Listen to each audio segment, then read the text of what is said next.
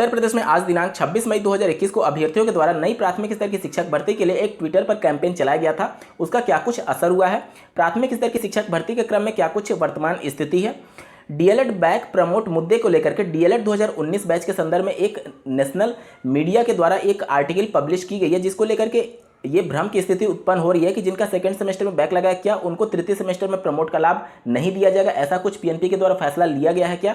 साथ ही परीक्षा और प्रमोट पर क्या कुछ वर्तमान स्थिति है बोर्ड्स के अनुसार, इसके बारे में भी इस वीडियो में हम लोग डिटेल में चर्चा करेंगे। तो अंत तक बने रहिएगा इस वीडियो के साथ बिना किसी पार्ट को स्किप किए हुए। नमस्कार दोस्तों, मेरा नाम है नीरज और आप देख रहे हैं करियर बिट यूट्यूब चैनल। अगर आप इस चैनल पहली बार विजिट कर रहे हैं तो इसको सब्सक्राइब करते हुए बेल आइकन को प्रेस करना ना भूलें।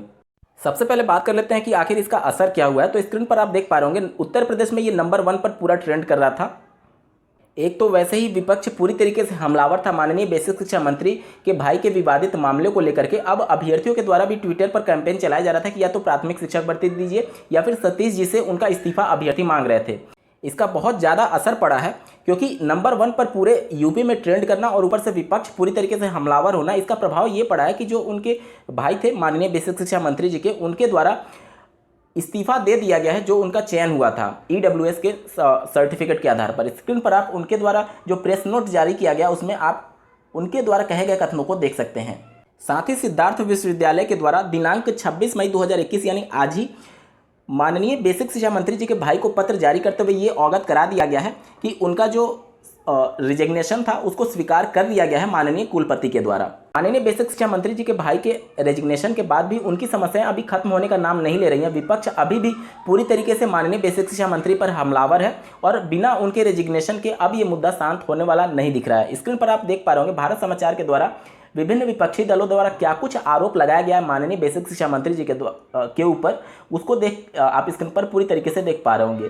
तो यहाँ पर अभी इन मामलों में और ज़्यादा तेजी देखने को मिल सकता है क्योंकि जैसा कि आपको ज्ञात होगा अगले वर्ष विधानसभा चुनाव है और इन सब को लेकर के पूरी तरीके से विपक्ष हमलावर है अभी भी माननीय बेसिक शिक्षा मंत्री पर। बात करेंगे शिक्षक भर्ती के संदर्भ में वर्तमान स्थिति क्या कुछ है। तो स्क्रीन पर आप देख पा रहे होंगे राष्ट्रीय स्तर की अब समाचार पत्रों में भी अभ्यर्थियों के द्वारा ट्विटर कैंपेन को जगह दी जा रही है। आप स्क्रीन पर देख पा रहे होंगे छात्रों की मांग से ट्विटर पर आई बाण। इन पर आप आर्टिकल में आप पढ़ सकते हैं अभ्यर्थियों के द्वारा सरकार को जून माह तक का वक्त दिया गया। अगर सरकार कोई विज्ञापन जारी नहीं करती है तो उसके बाद से अभ्यर्थियों ने आंदोलन करने की एक तरीके से सरकार को चेतावनी दी हुई है। और साथ ही अभ्यर्थियों का ये भी कहना है कि अभी प्रदेश सरकार के द्वारा कोई भी शिक्षक भर्ती के संदर्भ में इनके कार्यकाल में विज्ञापन जारी नहीं हुआ है। जो पहले की 2 भर्तियां हुई हैं 68,500 और 69,000 सहायक अध्यापकों की भर्ती, वो माननीय सुप्रीम कोर्ट के द्वारा जो समायोजन को रद्द किया गया था, सिर्फ वहीं दोनों भर्तियां कंडक्ट कराई गई हैं। इनके स्तर पर अपने कार्यकाल में कोई भी प्राथमिक स्तर की नई शिक्षक भर्ती प्रदेश सरकार के द्वारा जारी नहीं किया गया है। वहीं अगर यूपी बोर्ड की बात की जाए तो यूपी बोर्ड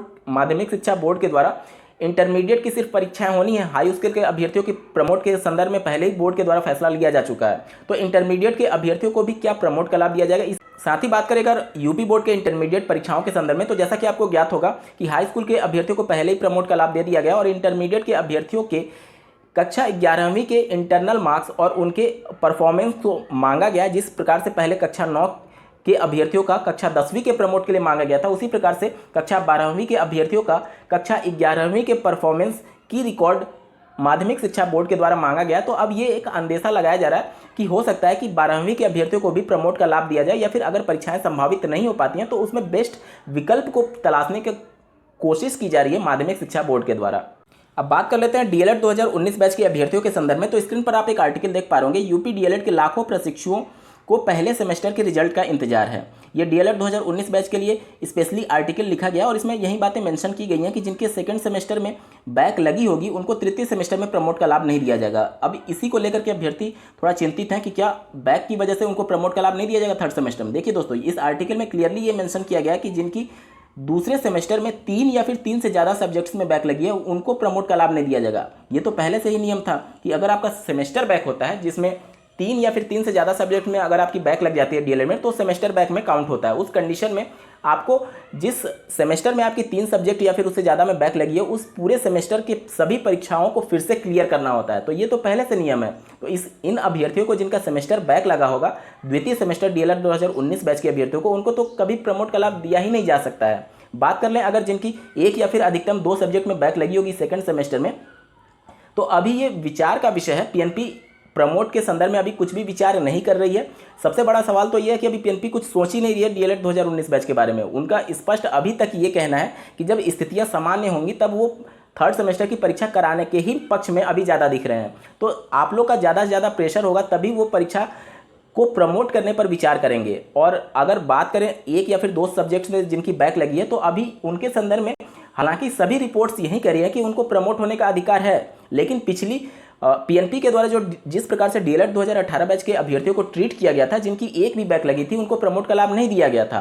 तो अगर पीएनपी उसी रिपोर्ट पर फिर से कार्रवाई करती है तो इस बार भी 19 बैच में भी प्रमोट का लाभ हो सकता है कि ना दिया जाए। तो इन सबसे बचने के लिए जो भी अभ्यर्थी डीएलएड 2019 बैच में प्रमोट की मांग उठा रहे हैं, साथ ही साथ उनको ये भी मांग उठानी है कि यूजीसी की गाइडलाइंस या फिर उत्तर प्रदेश शासन की कमेटी की रिपोर्ट या फिर पिछले वर्ष उत्तर प्रदेश शासन की कमेटी की रिपोर्ट्स, सभी में यही बातें कही गई हैं कि अभ्यर्थी का अगर पिछले शैक्षिक सत्र में बैक लगा है तो वो वर्तमान शैक्षिक सत्र में अगर वो इनरोल्ड है तो वर्तमान शैक्षिक सत्र की होने वाली परीक्षा में वो पास होने के लिए पूरी यानी प्रमोट होने के लिए वो पूरी तरीके से हकदार है। तो इन सभी चीज़ों को पीएनपी और एससीईआरटी को पहले क्लियर कराना होगा, अन्यथा की कंडीशन में अगर प्रमोट जैसे मुद्दे प्रकाश में आए, पीएनपी और एससीईआरटी अगर राजी भी हो गई प्रमोट करने के संदर्भ में, तो फिर वही सभी समस्या आएंगी जो डीएलएड 2018 बैच के सामने आई थी। तो सभी अभ्यर्थियों की ये जिम्मेदारी है कि उनको सही से अवगत कराया जाए। 19 बैच के रिप्रेजेंटेटिव्स की ये जिम्मेदारी है कि पीएनपी और एससीईआरटी को सही से अवगत कराए कि कमेटी की रिपोर्ट के अनुसार ही उनको प्रमोट का लाभ दिया जाए। साथ ही बात कर लेते हैं फर्स्ट सेमेस्टर के रिजल्ट की घोषणा कब होगी। तो पीएनपी सचिव का स्पष्ट ये कहना है कि पहले आपके सेकंड सेमेस्टर स्क्रूटनी के रिजल्ट की घोषणा होगी और उसके बाद ही प्रथम सेमेस्टर के रिजल्ट की घोषणा हो पाएगी। हाल ही में पीएनपी के द्वारा दिए गए जानकारी के अनुसार सेकंड सेमेस्टर स्क्रूटनी के रिजल्ट की घोषणा 15 जून के बाद जारी करने के लिए उनके द्वारा कहा गया है, लेकिन कई बार पहले भी उन्होंने प्रतिबद्धता जाहिर की है, लेकिन अभी तक रिजल्ट की घोषणा नहीं हो पाना निश्चित तौर पर न सिर्फ 19 बैच के अभ्यर्थियों के लिए बल्कि 18 बैच के भी अभ्यर्थी लगातार स्क्रूटनी के रिजल्ट का वेट कर रहे हैं, उनके लिए भी एक गंभीर विषय बना हुआ है। दिनांक 27 मई 2021 को अभ्यर्थियों के द्वारा डीएलएड 2019 बैच को प्रमोट कराने के लिए फिर से एक बार अभियान चलाया जा रहा है। यदि आप भी 19 बैच से संबंधित है तो इस कैंपेन में शामिल होकर के 19 बैच को प्रमोट कराने के संदर्भ में अपनी आवाज़ को बुलंद कर सकते हैं। इस वीडियो को देखने के लिए बहुत बहुत धन्यवाद। भगवान करे आपका दिन शुभ हो।